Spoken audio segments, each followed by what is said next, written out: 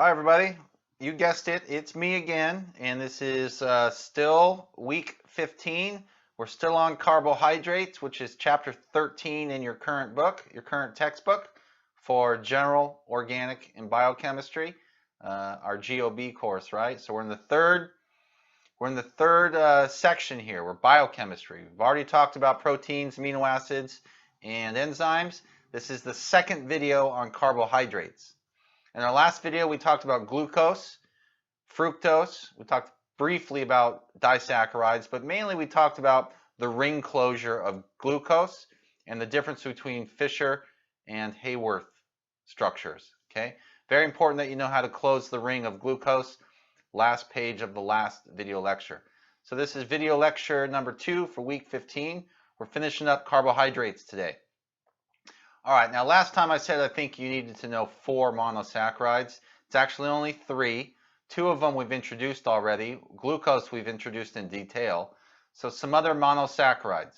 Glucose is the most important simple carbohydrate in human metabolism. It's the final product of carbohydrate digestion. Now, that means something. You can directly input glucose into the blood using those little dextrose bags in the hospital. That's what IVs are. They're dextrose, which is just a fancy name for glucose. Okay, glucose has the abbreviation GLC. Galactose, we have not heard of this one yet. Galactose is another monosaccharide. It's one of the 2 molecules in the disaccharide lactose. We'll learn about 3 specific disaccharides in a little bit. But for right now, galactose, in the body, galactose is converted to glucose to provide energy, right? Energy is provided with when we eat, glycogen can be broken down into glucose, and glucose provides us energy, all right? There's a lot of different ways that we can create glucose. One of them is galactose. Goes through a certain enzymatic process. Galactose can be converted to glucose. Now we have to also know that glucose can be converted to galactose. So it all depends on which enzymes our body's using, where in the body this is happening, and what our body requires at that time. But the symbol for galactose is GAL. I'm only going to provide you with the Haworth structure of galactose. So what's different between galactose and glucose? Well, that's on carbon 4. In carbon 4, the OH is up. And in glucose, carbon 4, it's down. So what I've drawn there is alpha D galactose. Okay? Why is it alpha? That's because if you look at the carbon on the far right, the OH is in the alpha position. And we learned about the alpha and beta positions when we talked about the ring closure of glucose last video. All right, the third monosaccharide you have to know is fructose. So glucose, galactose, fructose. These are the 3 monosaccharides we need to know. Fructose is fruit sugar. It's contained in fruits and honey, naturally. It's one of the 2 molecules in the disaccharide sucrose. We'll learn about sucrose in a few minutes. Now, fructose is sweeter than sucrose, and it's an ingredient in many soft drinks, many beverages like Pepsi, Coke, Sprite, etc. It has the symbol FRC, fructose. Now remember, when I draw these thick lines, they're coming out at us. Fructose looks much different than glucose or galactose, where they only differ by an OH up or down. This is only a 5-membered ring. Don't get confused though. A 5-membered ring, but look at the carbon 6 and carbon 1. Carbon 6 and 1 are way up top. It's still a 6-membered structure. It's still got 6 carbons in its overall structure. Now this is alpha D fructose. Why is it alpha? Well, carbon 2, the OH is down. Okay, alpha is down, beta is up on that specific carbon that we're talking about on the far right of these Haworth structures. All right, so those are the 3 monosaccharides you want to know and know how to draw and know their abbreviations and a blurb or 2 about them. Okay, disaccharides, next topic. This is when we have 2 monosaccharides. All right, we just talked about the 3 of them that we need to know. This is when you have 2 monosaccharides and they're connected by something called a glycosidic bond or a glycosidic linkage. Now this bond can be either, well, for us, this bond can be either a 1,4 glycosidic bond, or it can be a 1,2 glycosidic bond, or it can be a 1,6. I should have also shown that it can be a 1,6 glycosidic bond or glycosidic linkage. 1,2, 1,4, 1,6.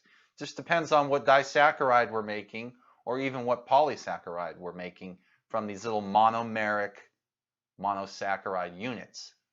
So let's talk about 3 disaccharides and their linkages. We talked about 3 monosaccharides. Now we're going to talk about 3 disaccharides. But when we talk about disaccharides, we can't forget to talk about the way in which the 2 monosaccharides are connected. So maltose, it's also referred to as malt sugar. It's present in fermenting grains and can be prepared by enzyme catalyzed degradation of starch. All right? Starch is also a good source of glucose. Remember, it all depends on which type of enzyme we're using, because enzymatic processes are specific in which products that they're going to make. Now, maltose is a disaccharide, so as we would expect, it's going to be a little more complex to draw. Make sure you know how to draw maltose and all of the other disaccharides that are coming up. So this, if you look closely, this is 2 glucose molecules. Okay? So we have our carbon 6 is floating up there like a flagpole. Those are the carbon 6s. Carbon 1 is just to the right of the oxygen in the ring. And in every structure, I'm showing you my carbons. I've labeled them 1, 2, 3, 4, 5, 6. 1, 2, 3, 4, 5, 6. Now look at the link that connects them to. Carbon 1 is linked to carbon 4 of the glucose on the right. So this is some sort of 1,4 linkage. And that's called an alpha 1,4 glycosidic bond. Why is it called alpha? Because carbon 1, the oxygen is down. Carbon 1 on the left, the oxygen is down. So the maltose is 2 alpha glucose molecules connected by this alpha 1,4 glycosidic link, or 1,4 glycosidic bond. All right? I know it's difficult to understand the first time through. This is why I want you to write down these notes, draw these things out, and practice them, so that the first time you draw them isn't on the exam. Okay, heaven forbid that you don't draw one of these out until the exam. All right. Now, number 2, first one was maltose. Number 2 is lactose. This is milk sugar. It's a major carbohydrate in mammalian milk. Most of you have heard of lactose before. Now, this one is drawn in a much different way than maltose. See, when they're side by side like this, like maltose was, that's an alpha 1,4 glycosidic bond. When it looks kind of kinked, like they're in different planes, like this, okay, this is going to be, if you look at carbon 1 on the left-hand Hayworth projection, or, well, if you look at the left-hand monomer, carbon 1, the OH, or what would have been the OH, is going up. Now it's part of a glycosidic bond. So carbon 1 in one monomer is connected to carbon 4 in the other monomer by a glycosidic bond. So this is still a 1,4 glycosidic bond, but if you look at carbon 1 on the left, what would have been the OH is up. So this is beta 1,4 glycosidic bond. So lactose then is a beta galactose and a beta glucose. That little monomer on the left that I was just talking about that's not 2 glucoses. If you look closely, that's a galactose and a glucose. Okay? All right, third and last of the disaccharides you need to know. We just had maltose, we just had lactose, and the third one is sucrose. Sucrose is the most common organic chemical in the world. It's referred to as table sugar. All right, natural sources are sugar beets and sugar cane. So they're natural sources. All right, the island of Maui used to be a huge producer of sugar cane. Not anymore. It was just too... the cost-benefit analysis was such that in Maui, which I just got back from a little while ago, it no longer smells sweet like that anymore because it was just too expensive to produce the sugar cane in Maui. But take a look at this crazy looking compound. We have a 6-membered ring connected to a 5-membered ring, and certainly the 5-membered ring is fructose. That's the only 5-membered ring that we are required to know. So that's going to be a sucrose is definitely a fructose. Now, is that a glucose on top or is this a galactose on top?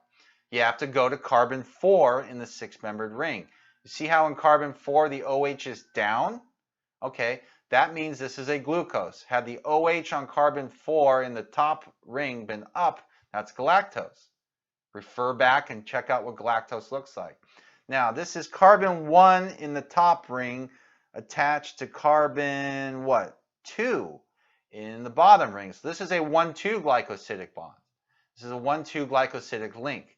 If you look at the OH, or what would have been the OH on carbon 1 up top, it's going down. So it's an alpha glucose and a beta fructose. Why beta? Because if you look at the carbon to the right of the oxygen, it's going up to the oxygen. Okay? So alpha glucose, beta fructose. Now, very last thing I want to talk about is essentially just information. There's no more drawing structures. Those are, you got plenty of gnarly looking structures that you need to know. So that's enough.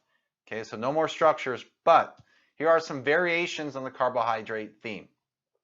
Some polysaccharides, in other words. Cellulose is a repeating glucose molecule connected by beta-1,4 glycosidic links. It's a glucose after a glucose after a glucose after a glucose, connected in these enormous polysaccharide chains. Cellulose, just like starch, long glucose chains. The only difference is the way in which they're connected. The bonds are extremely important. So beta-1,4 linkage is cellulose, alpha-1,4 is starch. Okay. Third one is out of nowhere. It's called chitin, C-H-I-T-I-N. The reason I bring this up is just because it's in the shells of lobsters, beetles, spiders, millions of more insects. You can imagine how that would add up, right? Well, in fact, it does add up. It's the number 2 prevailing polysaccharide here on planet Earth, okay? So chitin has a complex structure. I'm not requiring you to know it, but I do want you to know that it's second only to cellulose in the amount of polysaccharide available on Earth. So cellulose is number 1, chitin is number 2. All right, I would imagine starch and glycogen are close 3rd and 4th, but chitin has an IUPAC name or a technical name. I'm not going to have you try to figure out how to draw the structure, but its name is N-acetyl D-glucosamine. All right. So the main thing you need to learn in chapter 13 on carbohydrates: how do I draw glucose, galactose, and fructose? Those are the monosaccharides. How do I draw glucose and fructose both ways? Straight chain Fischer, closed ring Hayworth. And then how do I draw those 3 disaccharides we had to learn? First one we learned was maltose. Second one was lactose. Third one was sucrose. How to draw those and how to recognize alpha, beta, D, and L. Okay, so only 2 video lectures, but a lot of work. That's why you have homework problems. Hopefully you're working on those. And I also have a worksheet for you this week, which I'll announce later on. All right, so that's it.